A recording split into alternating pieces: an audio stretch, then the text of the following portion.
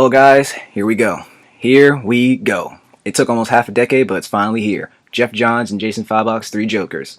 As we begin this review, to give everyone a little frame of reference, this story comes out of the end of the New 52 and the beginning of DC Rebirth, or somewhere in the middle.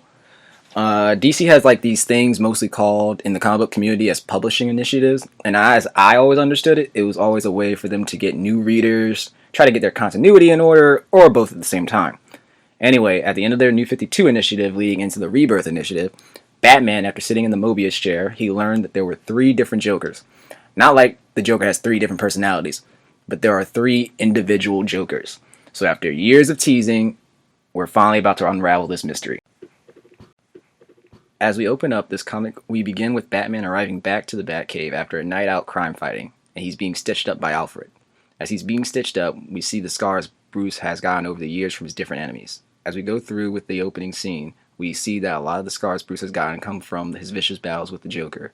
While Bruce gets stitched up, he's remembering his origin when the news turns on to report that the Joker has struck, and that he killed the final remaining members of the Moxon crime family. And the explanation the news gives as to why he would have done this is that it's his chaos war against organized crime.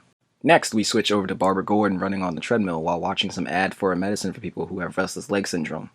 This is a pretty crucial detail considering that the Joker took away Barbara's ability to use her legs for a long time during the events of the Killing Joke.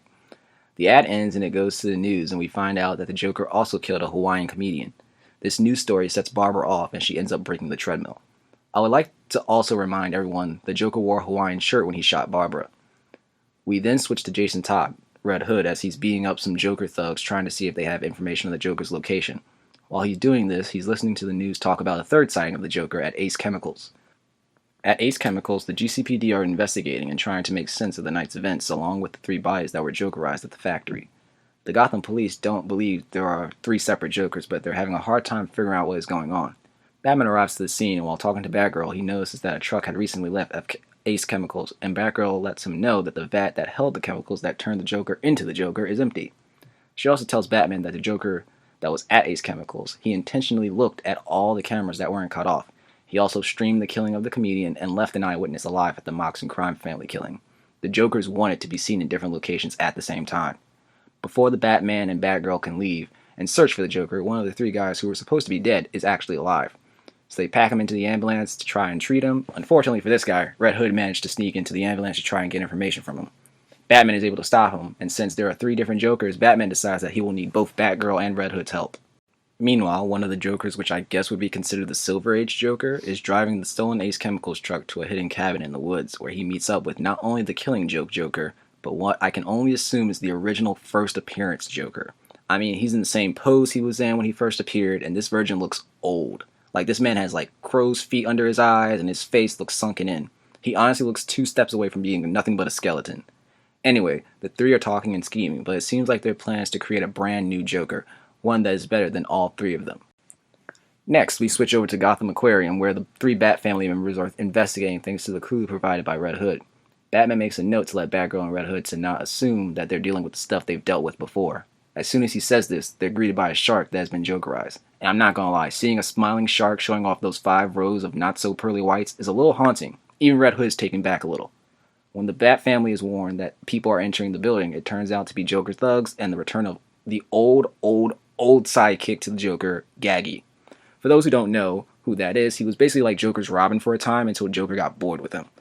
A fight ensues and the Bat family make quick work of the goons, and right before Gaggy can finish off Jason, he turns the tables and shoots the aquarium that is holding the Jokerized shark, bursting out from the glass, and the shark swallows Gaggy.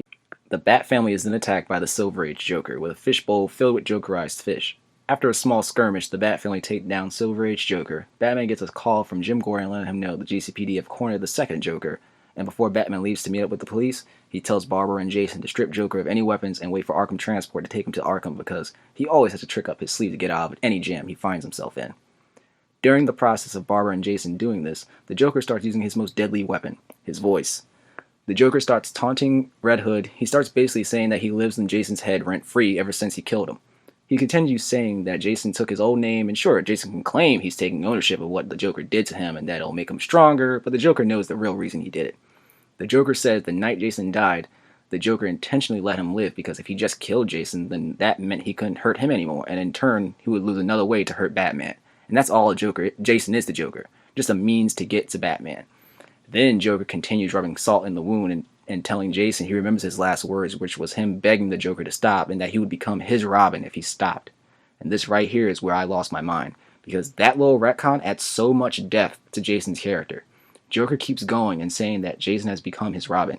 He now is using Joker's old name to shoot people, which we all know Batman is against, so it makes his life miserable. This moment sets Jason off, and before Barbara can stop him, Jason shoots the Joker in the head. Barbara tries to chastise Jason, but he tells Barbara if she wanted to stop him, she could have, and that she wanted the Joker to die just as much as he did. The comic ends with Jason hoping he got the right Joker. This comic, even though we had to wait 4 years to get it, was absolutely incredible, and if I can theorize about where this comic is going, I'm throwing out to the comic world that all 3 of the Jokers are going to die in this story, and either Barbara Gordon or Jason Todd will become the new Joker. I'm leaning towards Jason just because it would make more sense in my opinion, especially after this issue. If Jason really begged to live and even offered to become the Joker's Robin, then it can be assumed that the new and better Joker the 3 Jokers were talking about could very well be Jason.